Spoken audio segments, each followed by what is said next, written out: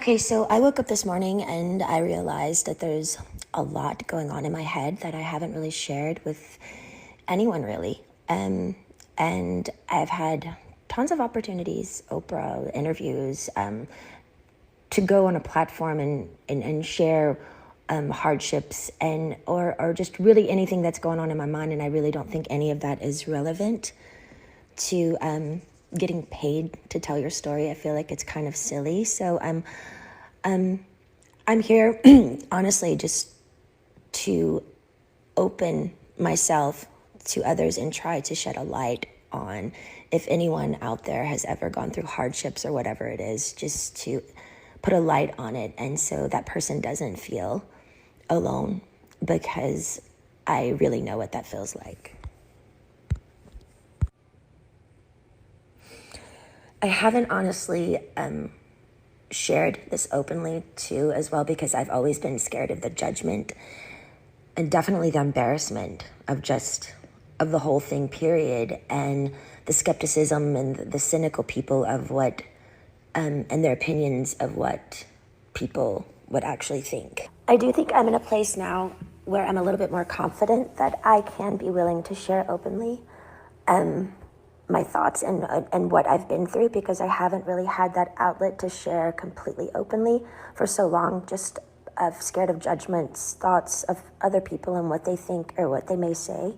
And I think it's crucial for my heart and my head to be able to speak openly about it as if anyone else would. Well, the actual conservatorship actually started, I think, 15 to 16 years ago. I was 25 when it started. I was extremely young. I remember a lot of my friends texting me and calling me, and we were extremely close, and they wanted to see me, but by what had happened, I honestly still to this day don't know what really I did, but the punishment of my father, I wasn't able to, see anyone or like anything. And you have to imagine none of it made sense to me. I literally spoke in a British accent to a doctor to prescribe my medication, and 3 days later, there was a swap team in my home, 3 helicopters, and I remember my mom's best friend and my 2 girlfriends. We had a sleepover the night before. They held me down on a gurner. And again, none of it made sense. Literally, the extent of my madness was playing chess with, when it was playing chase with paparazzi, which is still to this day one of the most fun things I ever did about being famous. So I don't know what was so harmful about that. But I remember my mom was sitting on the couch and she said, "We've heard people are coming here today to talk to you. We should probably go, to a hotel or something."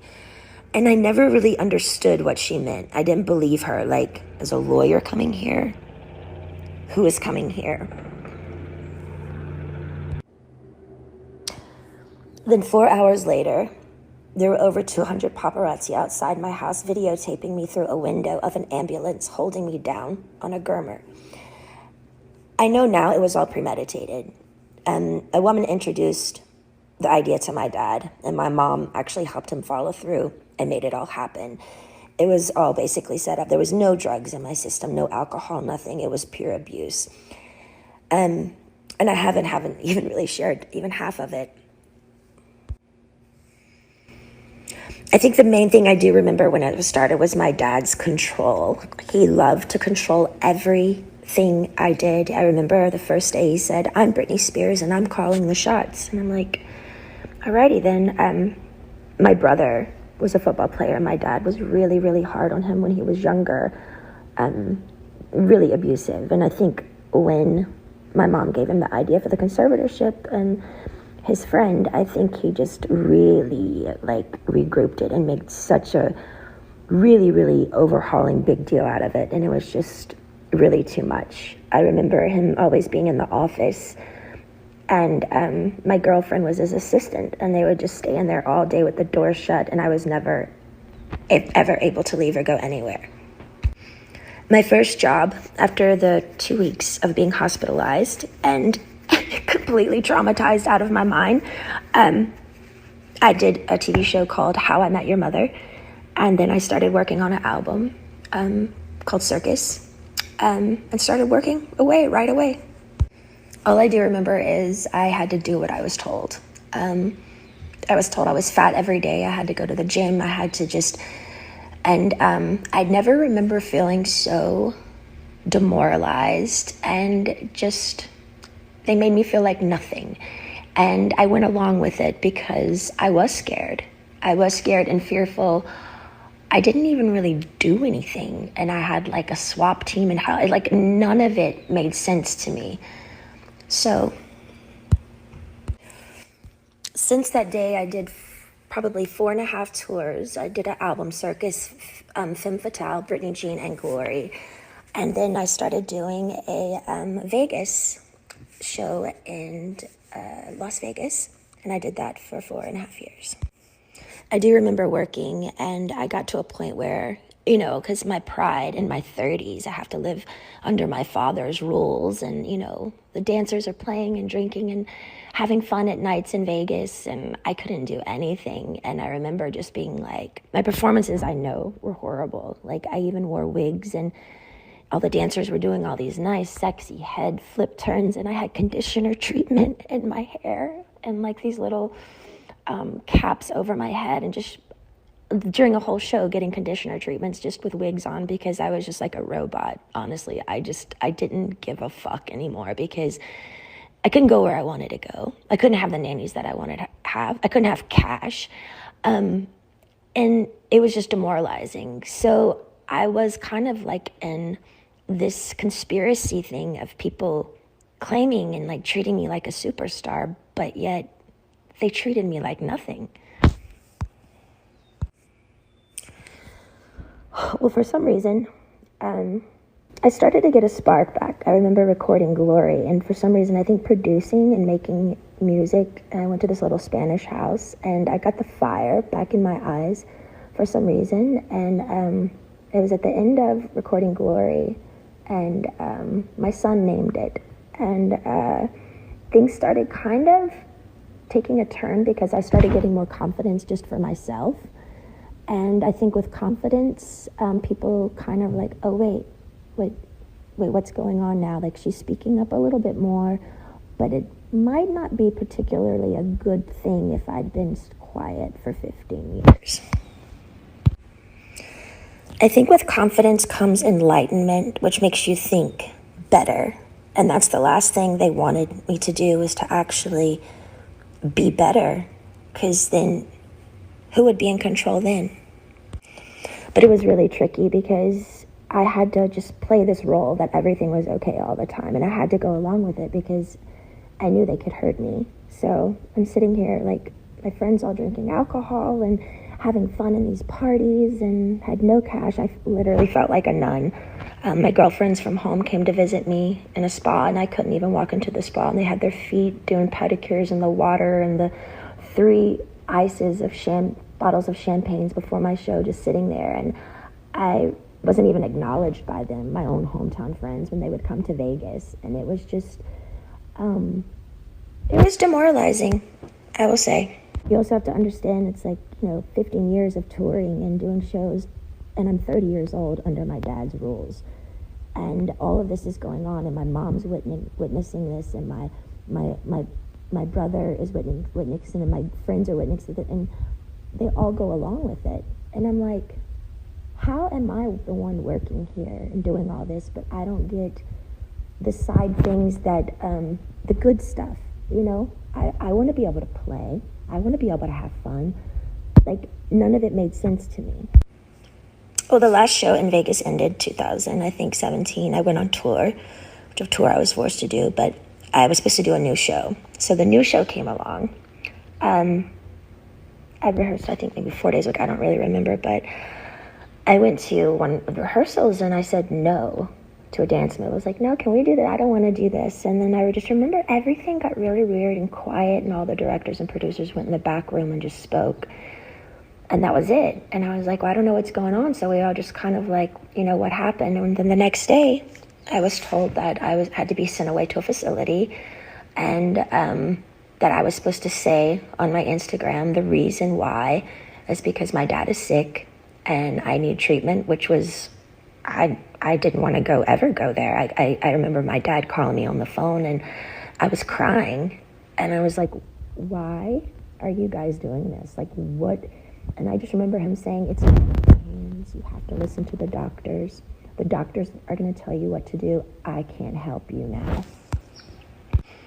And I remember his last words were, now, you don't have to go, but if you don't go, we're going to go to court and there'll be a big trial and you're going to lose. I have way more people on my side than you. You don't even have a lawyer, so don't even think about it.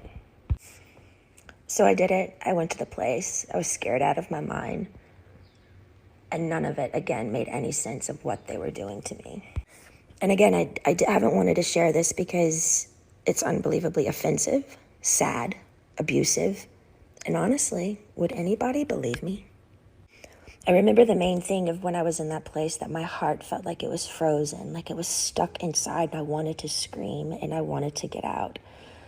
And I think by a needle and thread, it was the breathing peacefully inward that I missed the most. I felt like I was in a state of shock, almost like when an old person feels helpless and they're literally going through some sort of shock treatment and they can't relax their body because they don't have the answers of why they can't have their own keys to their car and put it in the ignition and walk outside, and their own security guards at every door saying they can't go.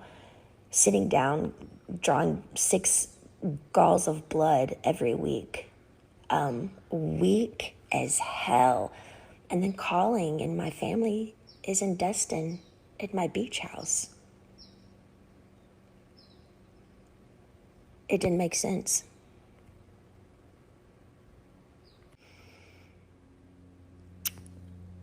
The main thing, I to this day, I kind of stopped believing in God at that time because I didn't know how they could have 40 people leave my house a day and me work from 8 to 6 at night.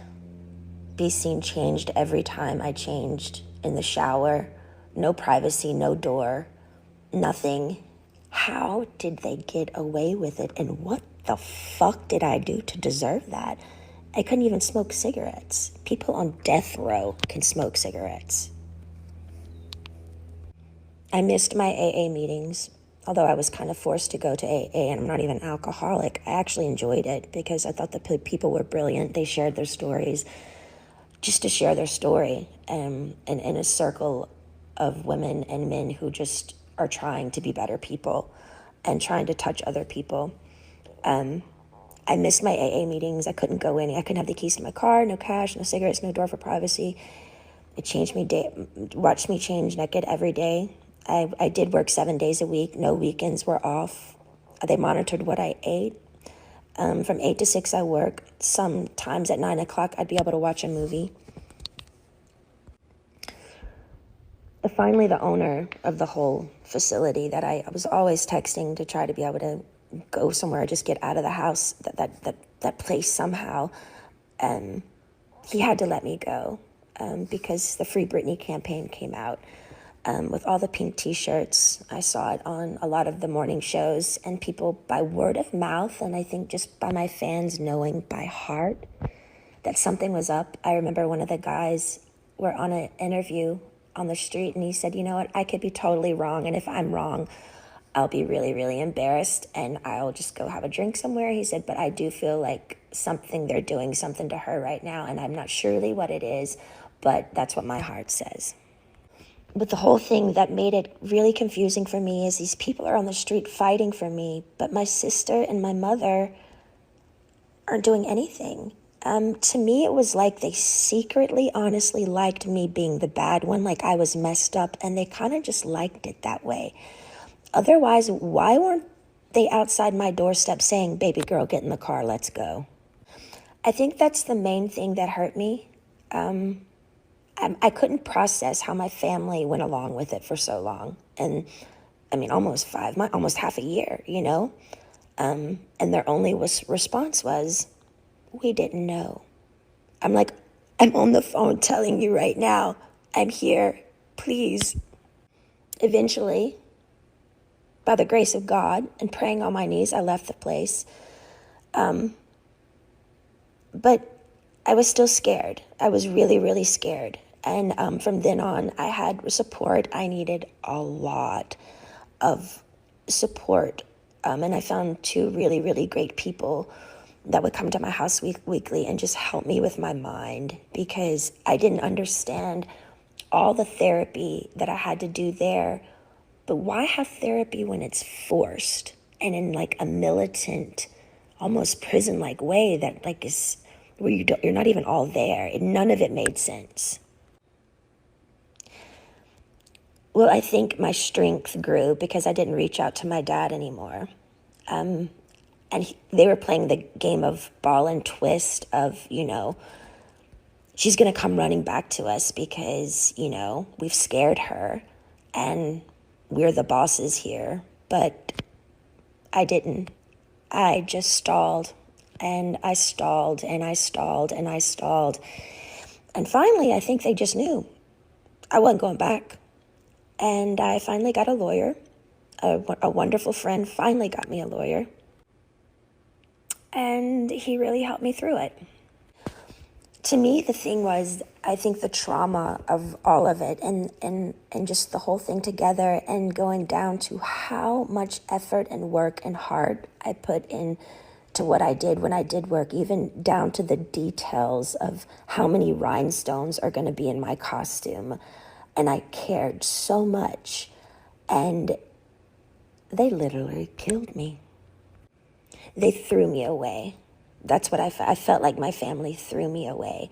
I was performing for like thousands of people at night in Vegas, the rush of being a performer, the laughter, the joy, the respect.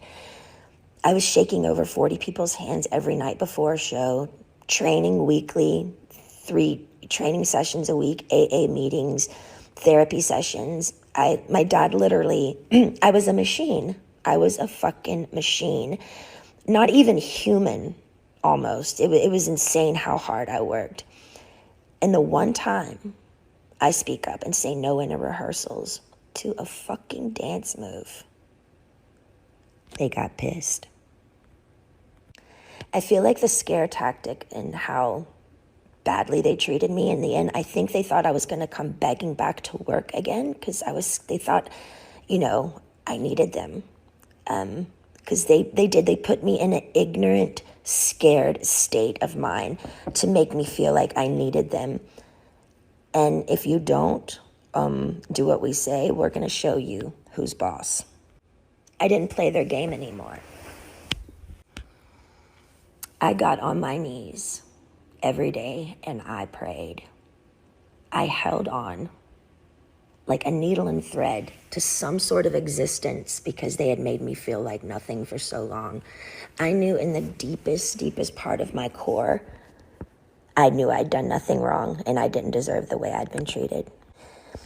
I do think the hardest thing for me was I wanted to use my feet and leave and run or go somewhere. I had to be placed in a chair from like 8 to 6 every day. I couldn't take it. I talked to rabbis. I've talked to grown men about it, and they're like, we don't see how you did it. Honestly, I don't either. And through that, I remember saying, I don't believe in God anymore. I honestly deserve an award for acting like I was okay every day. I thought they were trying to fucking kill me. I remember one time I was backstage and I needed my inhaler. And I opened up to my assistant because I had my phone with me, which I'm not supposed to have my phone underneath the stage. But I said to her, you know what I'm doing. I was talking to a guy and he wanted to just leave the country with me. We had it all set up to just leave. And it was a secret relationship. And I said, my biggest fear was, what would my dad do if I did do something wrong? What if I left the country? And what if they found me? And what would they do? And I said, I feel like they would lock me up or something or really hurt me. And she looked at me and she said, are you kidding me, Britney? Your dad would never do that to you. And I didn't even do anything wrong, and he still did it. I'm honestly more angry at my mom because I heard when reporters would call her at the time and ask questions of what was going on, she would go innocently hide in the house, and she wouldn't speak up. It was always like, I don't know what to say. I just don't want to say the wrong thing. We're praying for her. I feel like she could have gotten me a lawyer in literally 2 seconds. My friend helped me get one in the end, but every time I made contact with a firm, my phone was tapped and they would take my phone away from me. And again, I get nothing out of sharing all of this. I have offers to do interviews with Oprah and so many people, lots of money, but it's insane. I don't want any of it. For me, it's beyond a sit-down proper interview. I had no contact in that place for so long, and my heart would just want to stand up in my family's faces and scream and cry and throw a tantrum and go back in time and do exactly what I wanted to do at those times. Yeah, and might even spit in their fucking faces. Why? Because the pain my family gave me, sitting me there all day and not being able to use my feet, as they watch their grandchildren run bases to base in a family neighborhood, as if I'm dead or I don't exist, honestly makes me look up and say, how the fuck did they get away with it? How is there a God? Is there a God? Giving 8 galls of blood weekly, not being able to stand up. I was so weak. And my family's at my beach house. I was scared, broken. I'm sharing this because I want people to know I'm only human. I do feel victimized after these experiences, and how can I mend this if I don't talk about it? I have an amazing song right now with one of the most brilliant men of our time, and I'm so grateful.